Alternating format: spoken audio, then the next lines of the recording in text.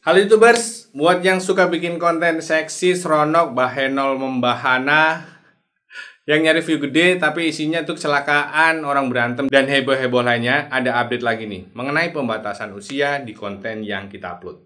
Jadi sepertinya akan lebih ketat lagi untuk konten yang hanya boleh ditonton untuk orang dewasa. Simak terus.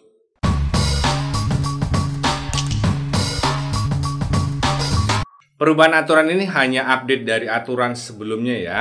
Ada konten yang dianggap masih layak dan boleh diupload di YouTube dengan catatan hanya untuk penonton usia 18 tahun ke atas. Di pedoman YouTube itu sudah ada pedoman komunitas dan panduannya. Kapan kreator harus mencentang bagian pembatasan usia. Nah, saya jelasin dulu nih sedikit ya aturan YouTube mengenai itu. Kapan kita wajib untuk melakukan pembatasan usia nih. Nanti saya akan bahas aturan barunya seperti apa dan impact-nya terhadap channel kita. Kita harus centang pembatasan usia itu kalau konten kita ada urusannya sama nomor 1 keselamatan anak. Misalnya konten yang bisa ditiru oleh anak tapi itu bahaya. Main petasan atau tantangan yang bisa bikin cedera. Oke. Yang kedua, yang kontennya itu merugikan dan berbahaya, termasuk obat-obatan yang diawasi peredarannya. Bikin prank minum apa, pura-pura mabok gitu ya.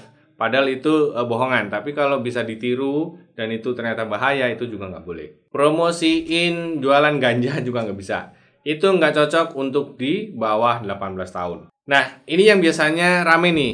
Isinya seronok, montok-montok, sensual lah. Kalau isinya aktivitas seksual, tarian erotis dan sejenisnya, itu harus dibatasin. Video yang isinya pose-pose menggoda biar nonton bergairah gitu ya. Mancing pakai rok mini kelihatan sempaknya gitu ya. Itu harusnya ditonton untuk di atas 18 tahun. Sisanya ada kekerasan. Ini kecelakaan, adegan vulgar berdarah-darah itu juga harus dibatasin.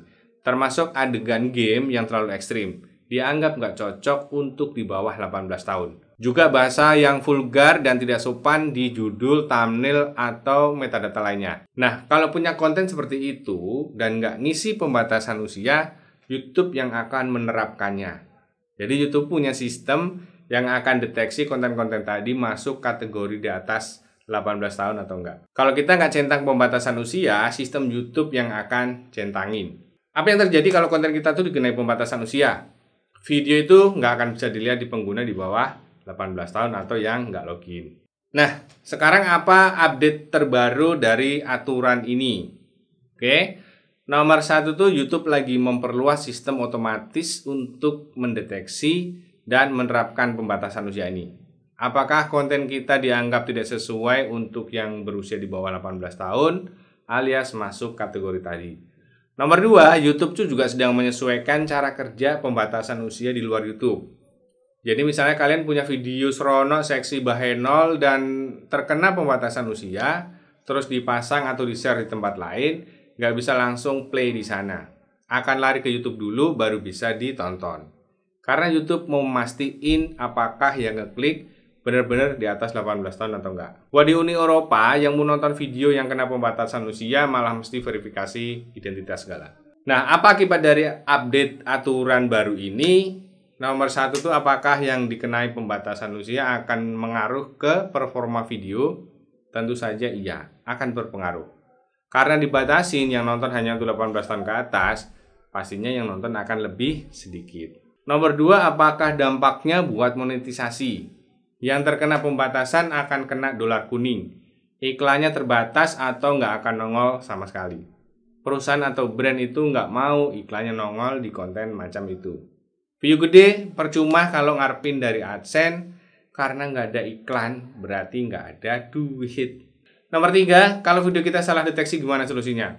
Kita bisa ajukan banding. Nanti untuk yang ngecek apakah pembatasan itu salah deteksi, bisa ajukan banding. Nanti kita bisa lihat di YouTube Studio, bagian video di kolom pembatasan. Kalau sekiranya keliru, kita bisa ajukan banding biar dolar hijau lagi. Nanti akan ditinjau oleh karyawan YouTube, bukan sistem atau bot. Jadi susah untuk ngakalin ini karena yang akan memutuskan itu nanti manusia, bukan mesin atau robot.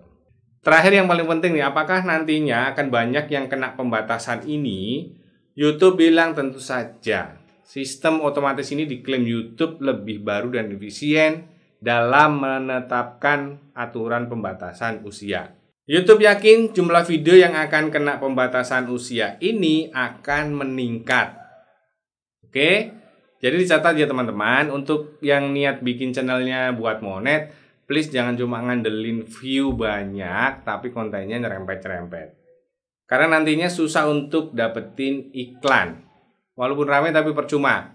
Jadi ayolah bikin konten yang manfaat-manfaat aja, lebih aman. Contohnya kayak gini nih, tutorial bikin sendal aja bisa dapet 22 juta M dalam seminggu. Nggak ada sempak, nggak ada kutang, nggak ada paha di situ. Edan. Semua bermanfaat, sampai ketemu lagi.